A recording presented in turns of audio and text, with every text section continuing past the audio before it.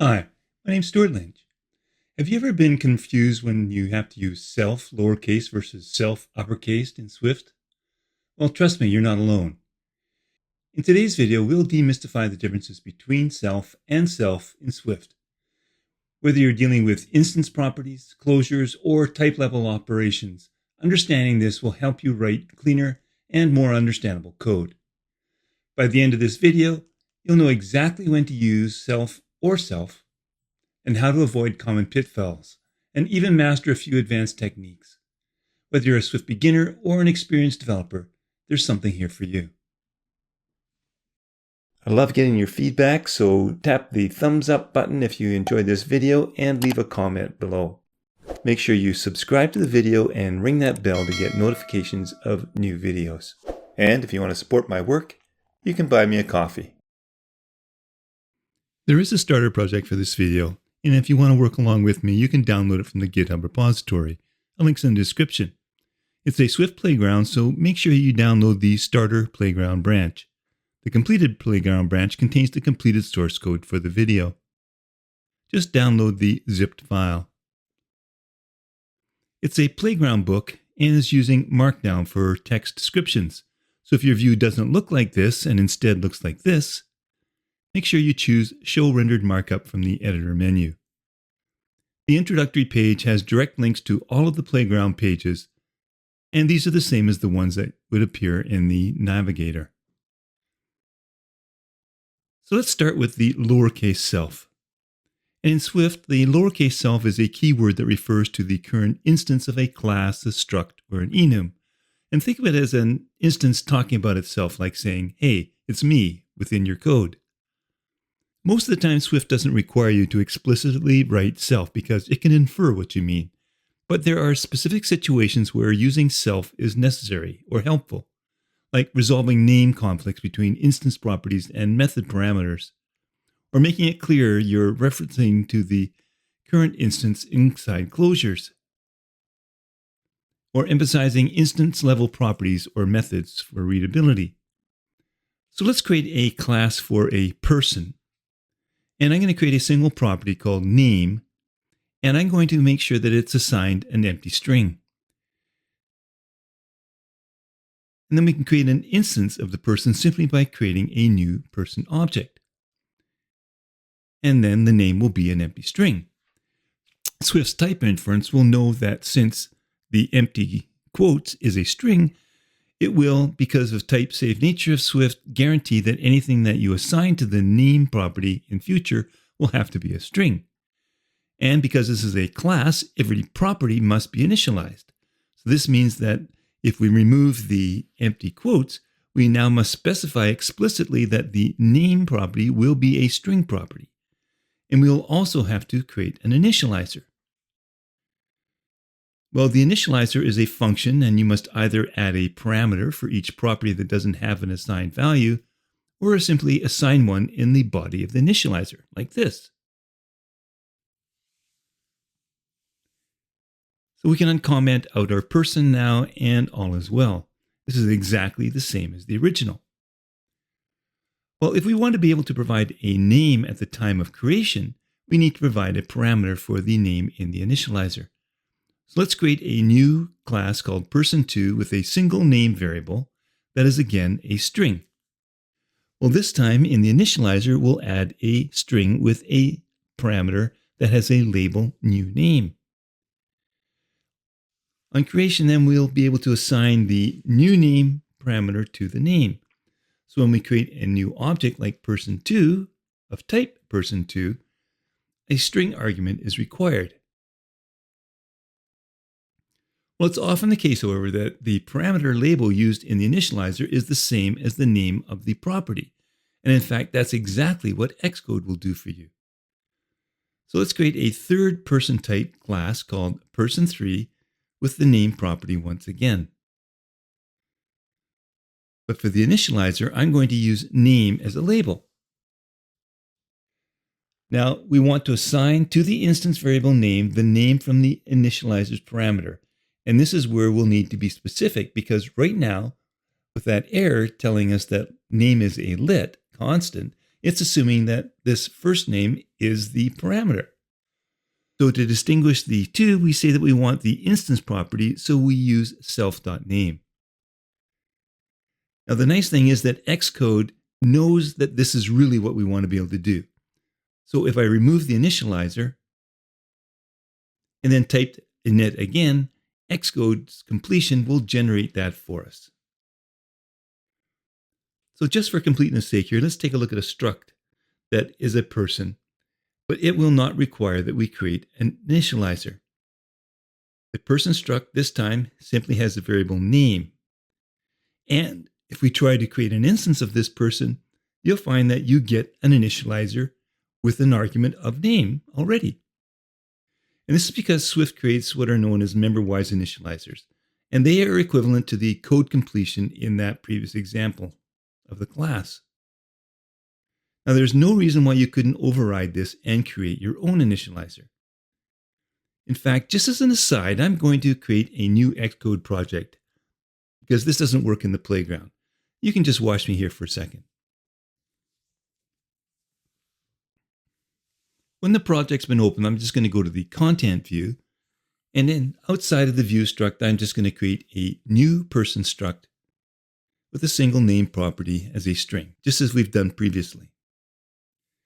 And now I can right click on the person object and choose refactor. And one of the options is that we have it able to generate the member-wise initializer. Now, internal is the default level of access, allowing access anywhere within the same module. So it's actually redundant, and we can actually remove it. So this is exactly what Xcode does for classes when generating the class initializer for us in Xcode or in the playground to initialize uninitialized properties. So back in our playground, we're going to create another struct called person2, and I can create initializer here too, but this is completely unnecessary here. Let's continue on with lowercase self. And let's create a new class here called increment manager. And I'm going to give it a single property called count. And it's an int that I'm going to initialize as 0. And now I'm going to create an instance of the manager class, and I'll print the current instance's count value. And we can see that it's 0. So within the class, let's create a function called increment. And within that function, we'll increment the count. So count plus equals 1. And then we'll just print out that the count is now whatever the current value of the count is using string interpolation. So after the first print statement, then I'm going to call that function manager increment. And then if I run the playground, we'll see that the count value has been incremented. Now, let's say that the function that will increment is an asynchronous function that will take a while to execute. So the increment to our counter will happen at a later time, and our function will be over. So to simulate that, I'm going to create another function, and I'm going to call it increment async. And then inside the body of the function, I'm going to simulate the asynchronous function by creating a dispatch queue.main.async after a deadline starting now plus 2 seconds. And then I'm going to increment the count. This time I get another error.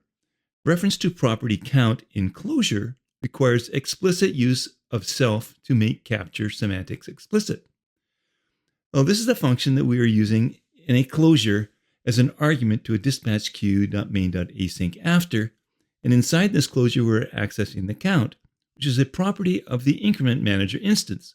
So we either have to explicitly capture the instance as self to use it in our body, or we make sure that we reference it with a specific self, and in that case the closure will implicitly capture it.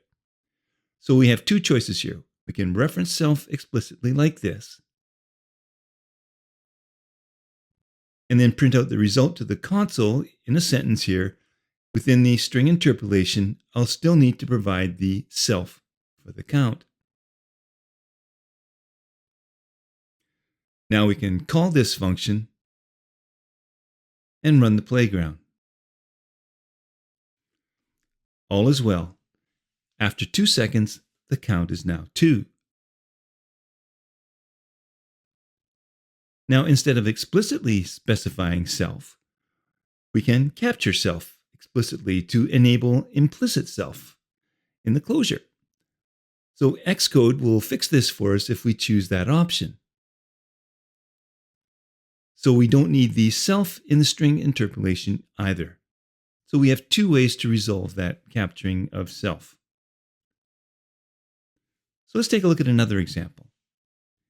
And in this example, I have a getRandomCharacter function that has a completion handler as a parameter. And a dispatch queue.async after 1 second is used to simulate an asynchronous call, after which I'll try to get a random character from that character string. And if it's successful, it will call the completion handler with that random character converted to a string. Else, it will just use an empty string. So let's create a data manager class that it might be an observable class in SwiftUI with a string array that's initialized as an empty array of string. And then we can create a function that we can call addToArray. And then within there, we can call the getRandomCharacter function that will provide us with a string that we can use. And so what we can do is we can append that string to the string array. Now, if you don't understand completion handlers, you might want to check out this video that I created. I'll leave a link in the description.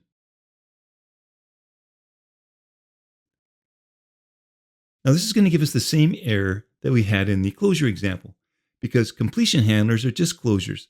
So we'll need to either reference self explicitly or capture self. So let's use the latter.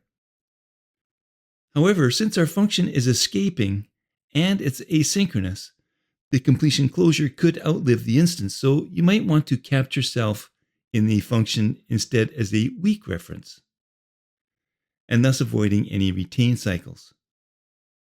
And in this case, then, the explicit self becomes optional. The capital S self refers to the type itself and not the instance. We use this in protocols and return types. So I have this new sample here and a new struct called human that has one property called name, and that's a string. So now let's say we have a protocol called clonable. And that protocol has a single function called clone that will have to return an instance of the same type. And since this is a protocol, we don't know particularly what that type is going to be, so we return a capital S self. So if we conform human to the clonable protocol, we must also create a clone function. And we can see here that the function returns an object of type human. So we can just create another instance with the same name.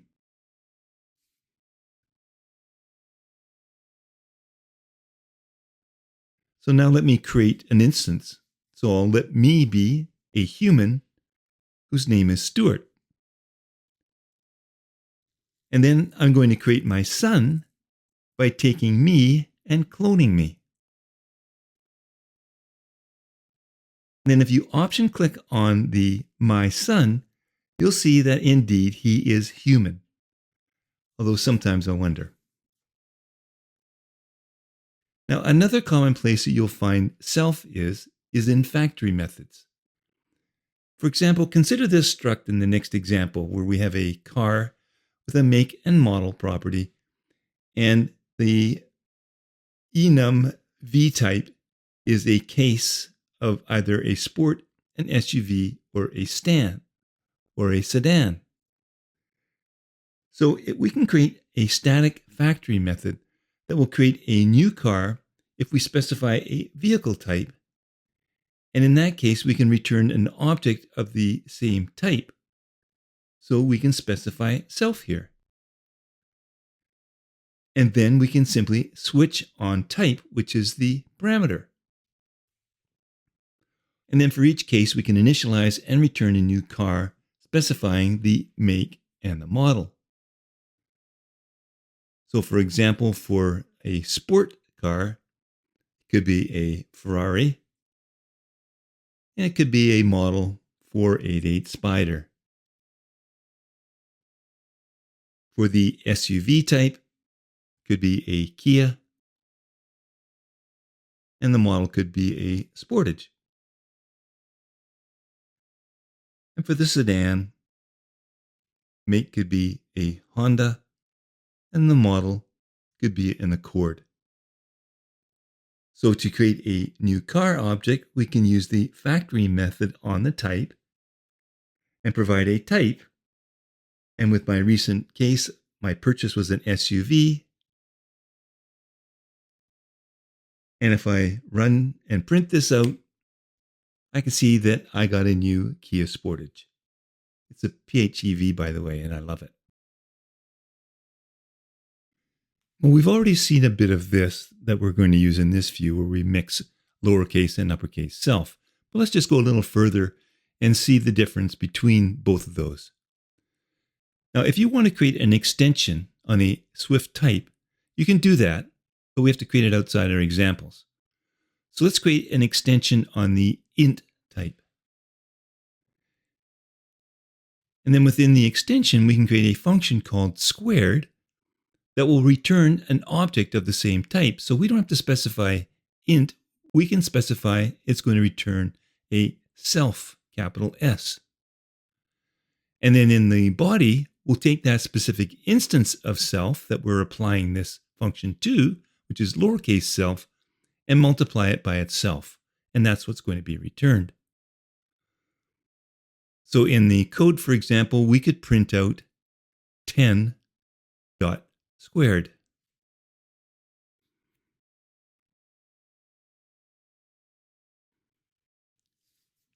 In the next case, then, let's create an enum called animal. And it's going to have three cases: dog, cat, and bird. But I can also specify that this enum conforms to the identifiable protocol. And when you do that, we must provide an ID property. And this ID property can be a computed property, and it can be the same type. So capital S self. And then what it's going to do is simply return the instance, which is lowercase self. And that's fine because enum cases are unique, and we have satisfied the conditions of an identifiable object. Now, in the final example on this page, let's take a look at what self.self means. So uppercase self dot lowercase self. So I'm going to copy that animal enum from the previous example into this one, and I'm going to create one more. I'm going to create another enum called car that also conforms to the identifiable protocol. And I'll create some cases here, like Ford, Honda, and Kia. And we'll still need that same ID property, so we can do exactly the same thing.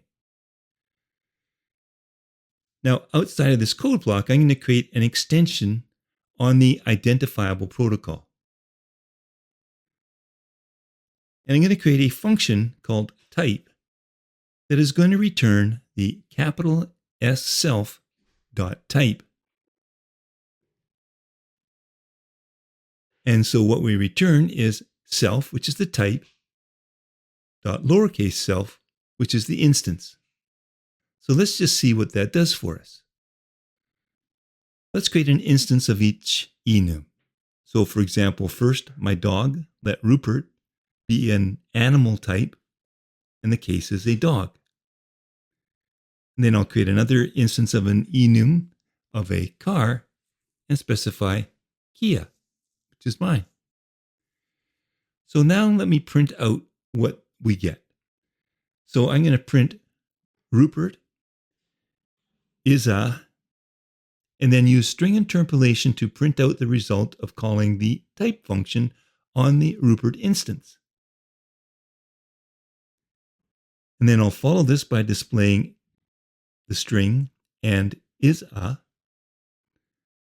followed by another string interpolation to display the string describing the instance. Now I'm going to copy this, but do the same thing for my car.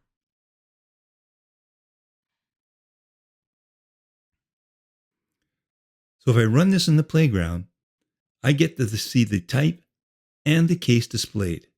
So this might be really useful for debugging.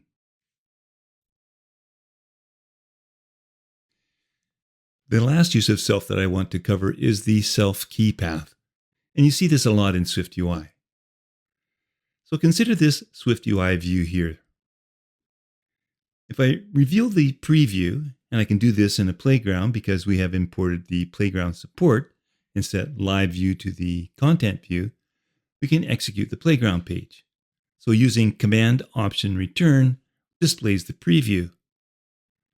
And it's displaying the text view and nothing else. Nothing exciting here. But let's say we create an array of names that are strings like this.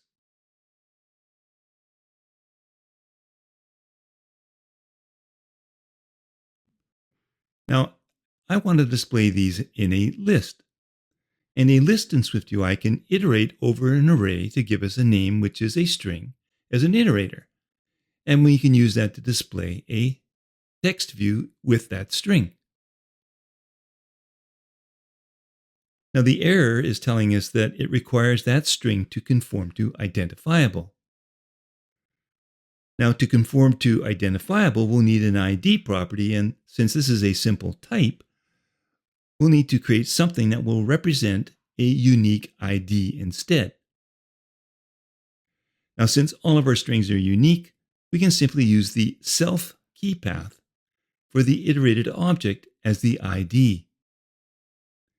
And this is possible because strings also conform to the hashable protocol and because we have no duplicated names within our array. If we were to add another Alice, for example, our code wouldn't exactly misbehave now, but sooner or later it will, and you'll be left wondering what's going on. The IDs must be unique. Running the playground, we see now that the list gets displayed. So I hope that this video has helped clear up some use cases of the lowercase and uppercase versions of self. If you found this tutorial helpful, please give it a thumbs up and leave me a comment. You can subscribe to my channel to get notifications of new videos. And remember that you can also download my YouTube channel listing app for free and quick access to all of my 350 plus YouTube videos. A link's in the description. And also remember I have a full SwiftUI course available on my Teachable site where you learn how to build a fun, multi-targeted app.